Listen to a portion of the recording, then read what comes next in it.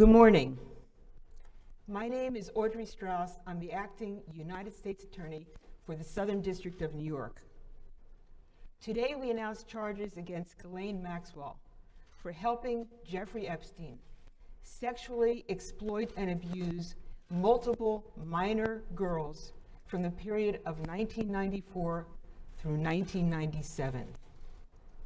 Maxwell has been taken into custody early this morning in New Hampshire and will be presented this afternoon before a magistrate judge in the District of New Hampshire. You'll recall that the indictment against Jeffrey Epstein that we filed in July of 2019 charged Epstein with sexual abuse of young girls from 2002 through 2005. This case against Ghislaine Maxwell is the prequel to the earlier case that we brought against Jeffrey Epstein. As alleged, starting in 1994 until at least 1997, Maxwell had a personal and professional relationship with Jeffrey Epstein.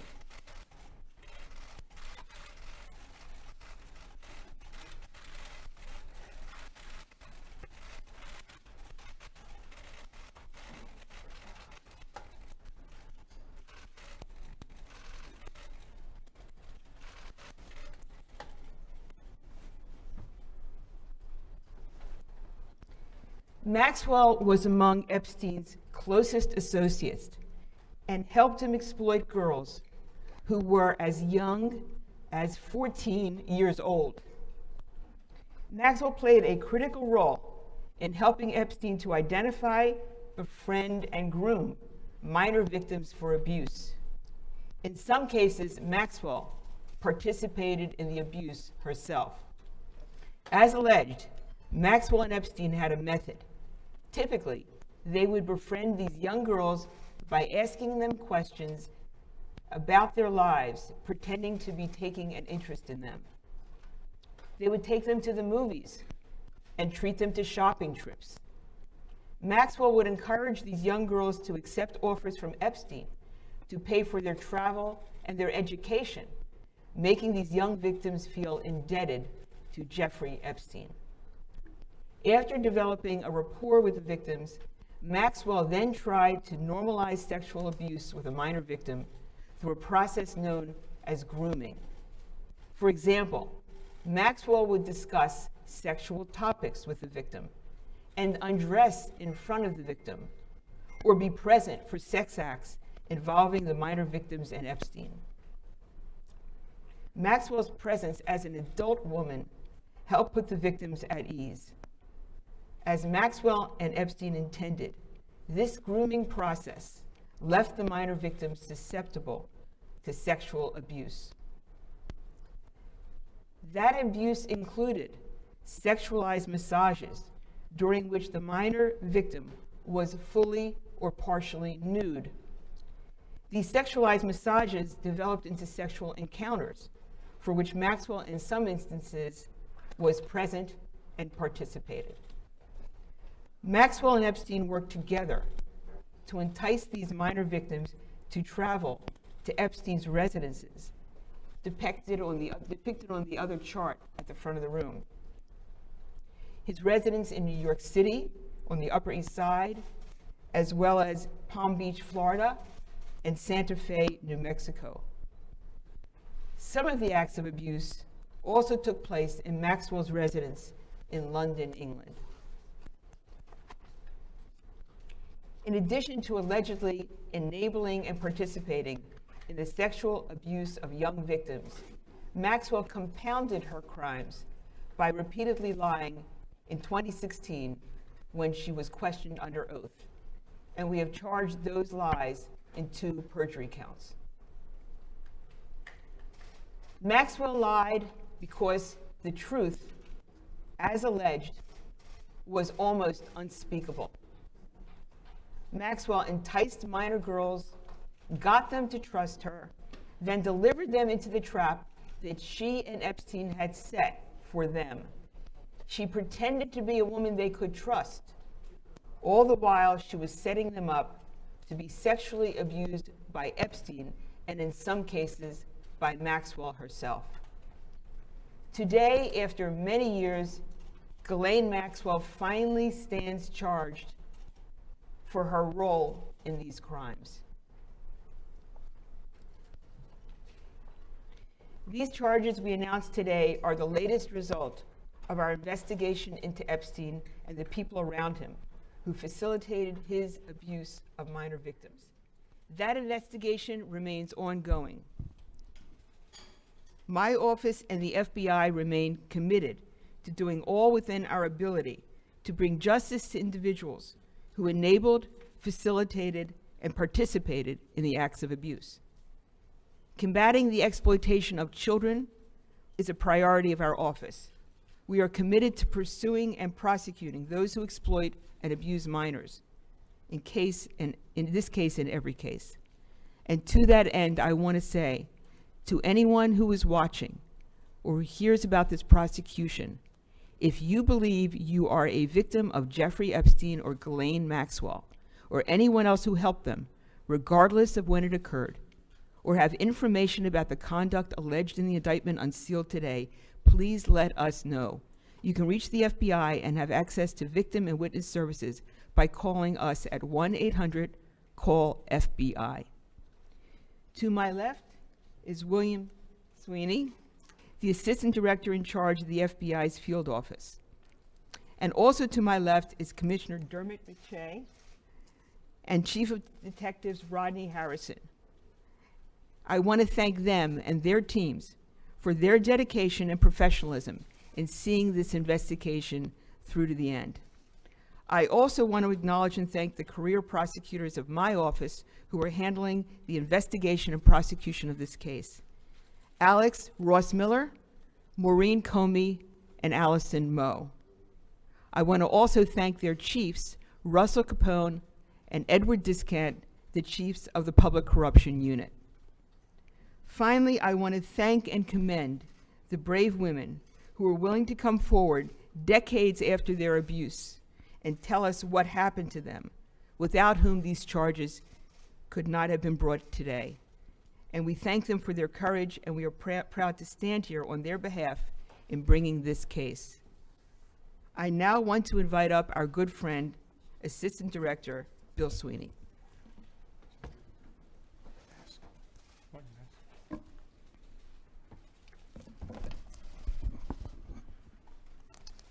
Thank you, Audrey.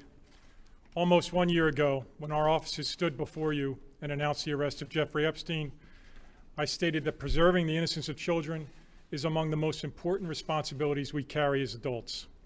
Too often, adults in our society have turned a blind eye to the type of criminal behavior that we announced back then and announce again today. The villains in these outrageous crimes are the adult perpetrators, not the youth, who are our neighbors, our students, vulnerable foster children, and teens seeking support. Today, we announced the arrest of one of the villains in this investigation. Early this morning, Ghislaine Maxwell was arrested in Bradford, New Hampshire, by FBI special agents and NYPD detectives from the FBI NYPD Crimes Against Children Task Force. Our team from New York was assisted by special agents assigned to our Boston, Newark, New Haven, and Albany field offices. We have been discreetly keeping tabs on Maxwell's whereabouts as we worked this investigation, and more recently we learned she had slithered away to a gorgeous property in New Hampshire, continuing to live a life of privilege while her victims live with the trauma inflicted upon them years ago. We moved when we were ready, and Ms. Maxwell was arrested without incident. Like Epstein, Ms. Maxwell chose to blatantly disregard the law and her responsibility as an adult, using whatever means she had at her disposal to lure vulnerable youth into behavior they should never have been exposed and which creates lasting harm. We allege that from at least 1994 through at least 1997, Ms. Maxwell assisted Jeffrey Epstein's abuse of minor girls by helping to recruit, entice, groom, and abuse children under the age of 18. She befriended the innocent, attempted to normalize sexual abuse, and worked to put victims at ease aware the entire time of the abuse that would follow. When questioned about her conduct in 2016, we allege Ms. Maxwell lied under oath. I'd like to take a moment again to speak directly to the victims. There never was, nor shall there be, an excuse for the criminal behavior you were subjected to. We know that your quest for justice has been met with great disappointment and that reliving these events is traumatic. When we met you, we told you that in the eyes of the FBI, you come first. I would like to thank you for the trust you placed in our investigative teams as we work to hold the adult perpetrators accountable. For the many victims of other adult perpetrators who may be listening or get word of today's announcement, the example set by the women involved in this investigation has been a powerful one. They persevered against the rich and the connected, and they did so without a badge, a gun, or a subpoena, and they stood together. I have no doubt the bravery exhibited by the women in this investigation has empowered others to speak up about the crimes that they have been subjected to. If you are listening today and are the victim of child sex trafficking, please call 1-800-CALL-FBI or contact us online at tips.fbi.gov. If you are an adult who believes a child or a teen is being exploited, or believe a child or a teen has exhibited signs of exploitation, please contact law enforcement. The National Center for Missing and Exploited Children's website is a great resource for information about the indicators of sex trafficking. Take a few minutes to educate yourself. Click on the issues section of that website. Take a moment to learn how to spot the vulnerable and protect them. The website is missingkids.org. Finally, I want to extend my sincere thanks to the task force in New York, the leadership and the prosecutors of the Southern District of New York. You have quietly and professionally executed your mission as public servants, advocating for the most vulnerable in society and holding perpetrators accountable regardless of their perceived wealth, connections, or the passage of time. Thank you for putting the victims first. I'm going to turn it over to Commissioner Shea.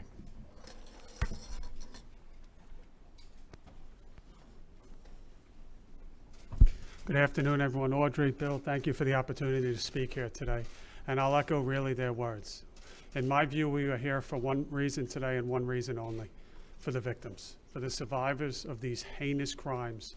And I will remind everyone that although we are talking about periods of time 20 or close to 30 years in the past, for the victims, the survivors of these sexual assaults, these crimes are as fresh today and the impact that they caused on their psyche as they were then.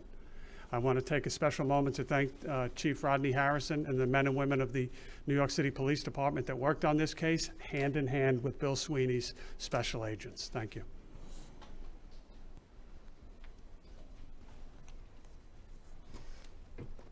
Okay, I'll take questions. We'll take questions.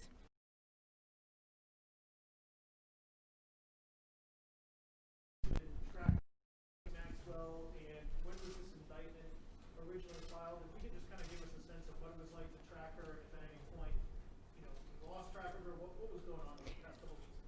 Well, I think that Bill Sweeney has given you a sense of that an eye was being kept and information was being collected, and then the indictment was just recently voted and filed, and that was when we were able and prepared to move to arrest her.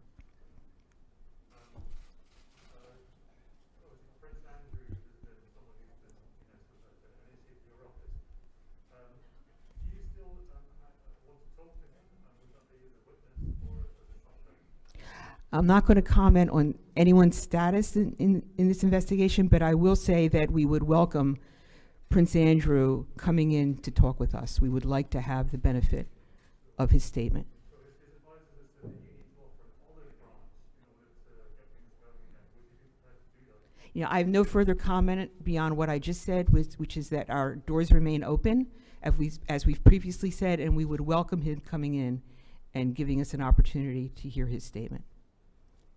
Yes? Why now? Why here after arresting Jeffrey Epstein? We were working hard on this investigation this past year. It's not easy to put together a case that goes back that far, but it was not, there's nothing other than we did the investigation and we were ready at this time to proceed. I couldn't hear your question.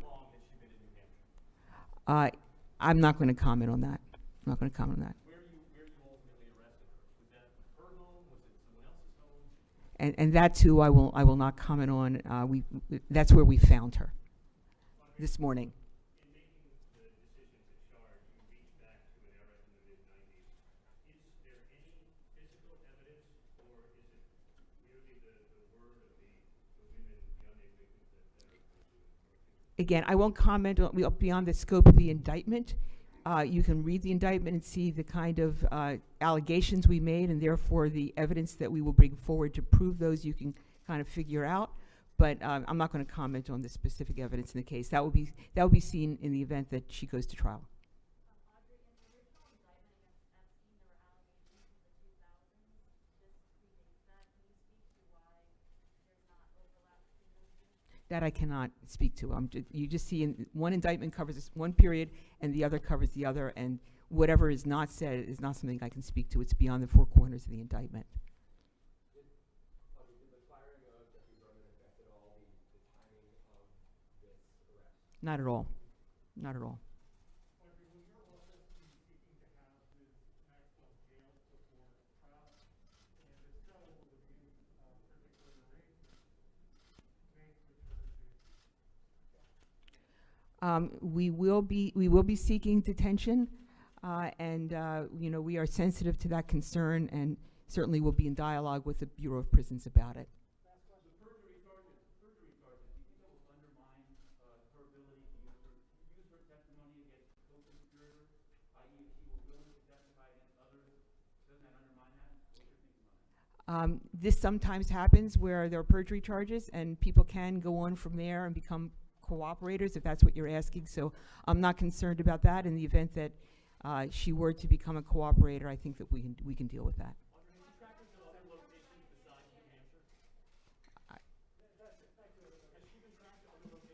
Yeah, I'm not going to speak to that. We're not going to talk about that. Thank you.